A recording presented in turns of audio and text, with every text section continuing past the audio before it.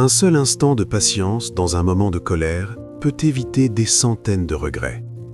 Pense-y une seconde. Est-ce que ça t'est déjà arrivé de dire quelque chose sous le coup de la colère et de le regretter presque immédiatement après? Ou au contraire, de garder ta frustration à l'intérieur pendant des jours, des semaines parfois, jusqu'à exploser pour une chose minuscule sans vraiment comprendre pourquoi? Si c'est le cas, rassure-toi, tu n'as rien d'anormal. La colère, l'irritation, la frustration font partie de la nature humaine. Elles ne sont ni bonnes ni mauvaises. Ce qui fait toute la différence, ce n'est pas ce que tu ressens, mais la façon dont tu réagis quand ces émotions prennent le dessus. Gérer sa colère, ce n'est pas simplement apprendre à rester calme ou à se contrôler, c'est beaucoup plus profond que ça. C'est comprendre ce qui te touche vraiment, ce qui appuie sur tes blessures, ce qui déclenche ces réactions automatiques. Et surtout, c'est prendre conscience du prix que tu payes quand cette colère n'est pas comprise. Des relations tendues, de la culpabilité, de la fatigue émotionnelle, parfois même un sentiment de honte ou de solitude. Ce que tu vas entendre maintenant n'est pas un jugement, ce n'est pas un diagnostic, c'est un moment de lucidité, un miroir, une invitation à mieux te connaître. Parce que plus tu comprends tes mécanismes émotionnels, plus tu reprends du pouvoir sur eux. Et c'est là que commencent des relations plus saines, des limites plus claires et un esprit plus apaisé. Alors, prends une respiration. Laisse tomber les masques. Tu peux répondre mentalement ou simplement observer ce qui résonne en toi. Il n'y a pas de bonne ou de mauvaise réponse, seulement de l'honnêteté. Quand quelqu'un dépasse une limite avec toi, est-ce que tu arrives à t'exprimer calmement sur le moment ? Ou est-ce que tu laisses passer en te disant que ce n'est pas grave, pour ensuite y repenser en boucle avec de l'agacement ou de la rancœur? Quand tu es contrarié, est-ce que les autres te perçoivent comme distant, froid, fermé, ou au contraire comme trop émotif, trop intense, difficile à suivre? Quand la colère monte, est-ce que tu dis parfois des choses que tu ne penses pas vraiment ou que tu regrettes plus tard? Est-ce que certaines de tes relations ont déjà été abîmées par des mots trop durs, des silences prolongés ou des réactions excessives?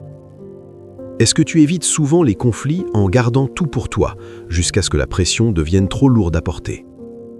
Peut-être que ta colère sort de manière détournée à travers le sarcasme, l'ironie, les piques passives-agressives. Peut-être que tu te sens coupable dès que tu te mets en colère, même quand cette colère est légitime, même quand on a franchi tes limites. Peut-être aussi que de petites choses du quotidien t'irritent plus qu'elles ne devraient. Un bruit, un retard, un détail insignifiant qui déclenche une réaction disproportionnée.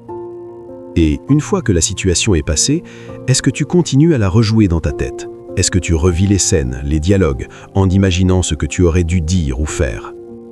Quand tu es en colère, comment fais-tu pour relâcher cette tension? Est-ce que tu en parles? Est-ce que tu écris? Est-ce que tu bouges ton corps? Ou est-ce que tu évites, tu accumules, tu t'autodétruis lentement de l'intérieur? Et surtout, question essentielle, arrives-tu à identifier ce qu'il y a sous ta colère? Parce que la colère est rarement seule. Très souvent, elle recouvre autre chose. De la peur, de la tristesse, de la honte. Le sentiment d'être ignoré, rabaissé, incompris ou pas respecté. Si tu te reconnais dans des explosions soudaines suivies de regrets, de fatigue émotionnelle ou de repli sur toi-même, il est possible que tu aies appris très tôt à taire ce que tu ressentais. Quand les émotions sont constamment retenues, elles finissent toujours par ressortir, et quand elles sortent, elles ne demandent pas la permission. Ce n'est pas un manque de volonté, c'est un système sous pression. Si au contraire ta colère monte très vite, très fort, comme si quelque chose prenait le contrôle de ton corps, il est possible que ton système nerveux soit en état d'alerte permanent, comme s'il cherchait à te protéger d'anciennes blessures. Dans ces moments-là, ce n'est pas ton esprit rationnel qui réagit, c'est ton corps, conditionné par le passé.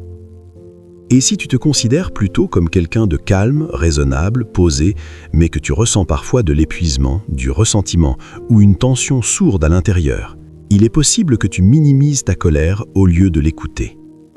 La colère ignorée ne disparaît jamais. Elle se transforme en anxiété, en burn-out, en frustration chronique. On ne nous a jamais vraiment appris à gérer la colère. On nous a appris à la craindre, à la supprimer ou à la laisser exploser. Pourtant, la colère n'est pas une faiblesse, c'est un signal, un indicateur précieux de tes limites, de tes valeurs, de tes blessures non cicatrisées. Ta colère ne fait pas de toi une mauvaise personne.